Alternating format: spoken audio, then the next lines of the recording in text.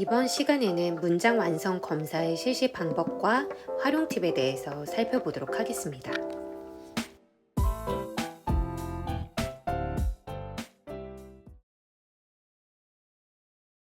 먼저 정의입니다.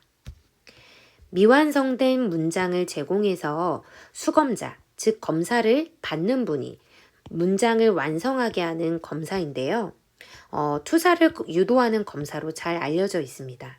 아래 제시된 문장은 성인판 SCT의 일부를 가져온 것인데요. 예를 들어서 첫 번째, 나에게 이상한 일이 생겼을 때 이렇게 미완성된 문장을 제공을 한 후 수검자는 이 뒤를 작성을 하게 되면서 아래 문항들도 차례대로 작성을 하게 됩니다. 그럼 문장 완성 검사의 목적은 어떤 것일까요? 문장 완성 검사는 수검자의 지각이라던가 태도, 성격 등을 알아보기 위한 것인데요. 보통은 진단적 가치를 가진 것이라기보다는 정보를 모으는 방법 중 하나에 가깝게 보고 있습니다. 즉, 짧은 시간에 검사를 받는 분에 대한 인상을 형성해서 면담 주제를 잡게끔 도와주는 측면이 있다라고 보시면 될 것 같습니다. 이 검사는 목적에 따라서 조금씩 문항을 변형해서 사용하고 있기도 한데요. 보통은 아동용, 청소년용, 성인용으로 구분돼서 임상 장면에서 쓰이는 것을 볼 수 있습니다. 그럼 문장 완성 검사의 개요에 대해서 간략하게 살펴보겠습니다. 우선 측정 대상입니다. 방금 전에 설명드린 것처럼 목적에 따라 SCT는 변형돼서 사용되기 때문에 그 대상이 좀 다양하다라고 볼 수 있는데요. 보통은 아동용, 청소년용, 그리고 성인용으로 나뉘어서 사용되기도 합니다. 그리고 실시 방법은 개인을 대상으로 할 수도 있고 집단을 대상으로 실시를 할 수도 있는데요. 보통은 30분에서 40분 정도 소요가 되는 것으로 예상되고 있습니다. 현장에서는 MMPI와 같이 먼저 작성해 오도록 권유하는 경우가 종종 있습니다.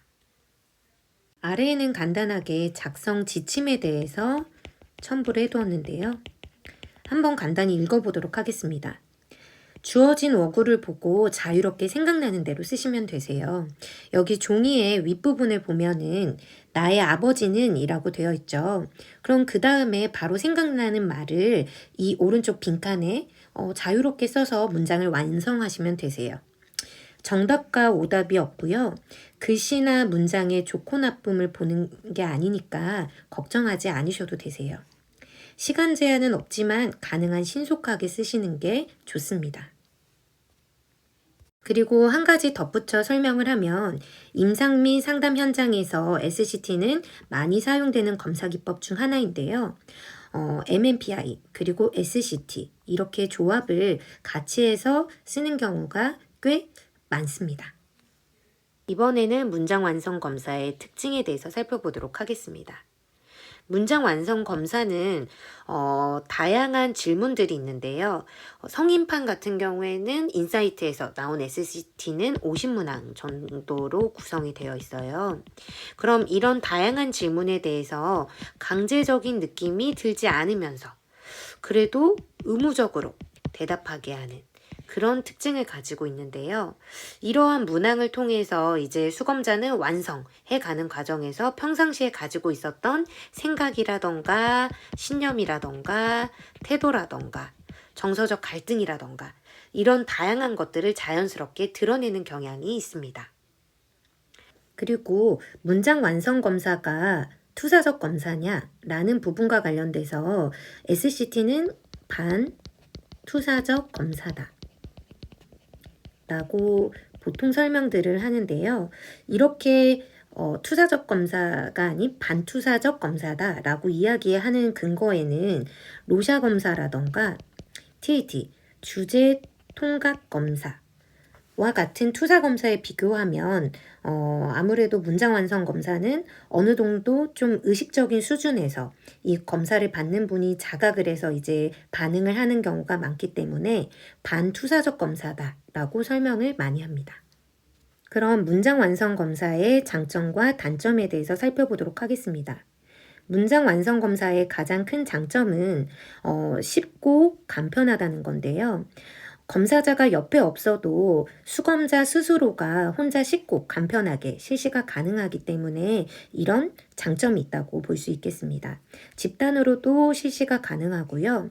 다른 심리검사에 비해서 아무래도 좀 유연하게 문항을 구성할 수 있는 그런 장점이 있다고 볼 수 있겠습니다.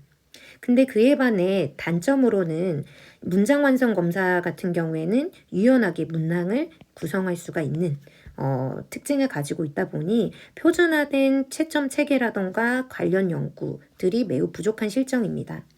그래서 여러 버전이 출시돼서 널리 사용되고 있지만 표준화되어 있지 않아서 이 해석자의 즉 상담자의 경험이라던가 노하우에 따라서 굉장히 차이가 크다라고 볼 수 있겠습니다. 그리고 비협조적이거나 혼란되어 있는 내담자의 경우에는 충분한 정보를 끌어내기가 어려운데요. 실제로 제 경험상 이제 청소년 내담자를 이제 문장 완성 검사를 실시할 일이 있었는데 다 모르겠다. 그리고 제가 면접 상담에서도 좀 탐색을 하려고 해도 굉장히 비협조적인 상황에서는 충분한 정보를 끌어내기가 어려웠습니다. 그리고 비문해자들에게는 실시가 어렵다는 단점도 얘기되고 있습니다. 문장 완성 검사 시 유의사항에 대해서 살펴보도록 하겠습니다. 우선 첫 번째입니다. 지능이나 교육 수준, 문장력 등의 영향력을 이제 SCT는 받을 수밖에 없기 때문에 이에 대한 고려가 상담자는 필요하다고 볼 수 있겠습니다. 그리고 참고로 지능이라던가 교육 수준의 부분이 높더라도 검사에 대한 동기가 없다면 굉장히 무성의하게 반응할 수도 있겠죠. 따라서 반응이 빈약하다면 이 검사를 받는 분의 반응이 빈약하면 지능 수준이라던가 교육 수준, 동기를 파악해서 해석에 참고할 수 있도록 해야겠습니다. 그리고 두 번째, 가급적 떠오르는 대로 솔직하고 성실하게 시행하도록 해야 합니다. 이전에 설명드린 것처럼 문장 완성 검사는 완전한 투사 검사라기보다는 어느 정도의 의식적인 수준에서 자각이 가능하기 때문에 반투사적 검사라고 설명을 드렸는데요. 그렇기 때문에 의식적으로 방어가 가능하기 때문에 최대한 즉각적으로 떠오르는 대로 응답할 수 있도록 안내를 해야 합니다. 마지막으로 문장 완성 검사 활용 팁입니다. 우선 세 가지로 크게 나눠봤는데요. 첫 번째는 SCT를 면접 상담에 적극 활용하는 것. 그리고 두 번째는 주요 반응 형태를 분석하는 것. 그리고 세 번째는 발달과학과 연결지어서 SCT를 분석하는 것. 이렇게 세 가지로 우선 나눠서 살펴보려고 합니다. 네, 그럼 첫 번째입니다. SCT에 나와 있는 문항들을 면접 상담에 적극 활용하면 굉장히 도움이 되는데요. 면접 상담에 적극적으로 활용하면서 수검자 스스로가 통찰을 얻을 수 있게 이끌 수 있기 때문입니다. 그래서 특별히 강조되는 내용이라는 게 우선은 이제 수검자가 대답을 하는 부분에서 계속해서 반복적으로 좀 응답이 나오는 부분이 있을 때 여기에 머무르면서 치유 작업이 가능한데요. 예를 들어서 반복적으로 다른 엄마들처럼 해주길이라고 쓰셨는데 혹시 어머님이 누구누구 씨에게 어떻게 해주길 바랬던 건가요? 라고 이제 면접 상담에서 풀어내면서 좀 치유 작업이 가능해집니다. 그리고 SCT를 보다 보면 어떤 대답 부분들은 굉장히 모호하게 쓰거나 좀 정확하지 않아서 이해가 되지 않을 때가 있는데요. 이럴 때는 좀 이 문항에 대해서 재차 질문을 하면서 구체화하는 작업을 통해서 수검자에 대한 정보 습득이 가능해집니다. 마지막 활용 팁입니다. 개인적으로는 이 부분이 가장 중요하다고 생각을 하는데요. 이전에 설명드린 것처럼 문장 완성 검사는 굉장히 다양한 형태로 돌아다니는 것을 볼 수 있습니다. 그래서 특히 청소년 같은 경우에는 특히 일관성이 없고 성인용 같은 경우에는 그나마 일관성 있는 양식으로 저희가 볼 수 있게 되는데요. 그럼에도 불구하고 해석을 하는 데 있어서 변하지 않는 중요한 핵심들이 있다고 저는 생각을 합니다. 그래서 개인적으로는 이렇게 네 가지 인지와 정서, 그리고 행동 부분, 그리고 상담을 받는 데 있어서 굉장히 중요한 핵심인 관계 문제. 그렇기 때문에 가족과 대인, 다른 사람과의 관계 문제, 이런 부분들을 좀 핵심적으로 분석을 하는 것이 필요하다고 생각을 합니다. 그리고 추가적으로 발달 주기의 특성을 저희가 무시할 수가 없는데요. 아동용 같은 경우에는, 그러니까 아동의 단계에서는 발달 특성상 또래 관계라던가 학업, 자기 개념, 분리불안 등이 아무래도 좀 중요한 핵심 이슈가 될 것이고, 그 이후에 청소년은 정체성이라던가 또래 관계, 학업 등이 중요한 이슈가 되겠죠. 그 이후에 성인용 같은 경우에는 초기냐, 후기냐에 따라서 이렇게 좀 이슈들이 나뉘게 되는데, 이러한 부분들을 좀 고려해서 중점적으로 해석을 하면 좀 더 심도 깊은 해석이 될 것 같습니다. 그래서 저는 이런 맥락에서 에릭슨의 심리사회적 발달 이론을 좀 어느 정도 참고를 해서 각 발달 단계에 어디에 해당이 되는지, 그리고 어떤 이슈를 좀 중점적으로 다뤄야 하는지, 이 부분들을 참고하고 있습니다.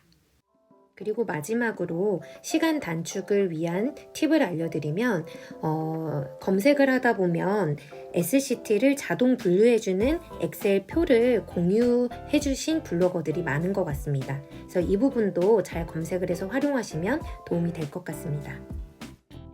그럼 이상으로 해당 영상을 마치도록 하겠습니다. 들어주셔서 감사합니다.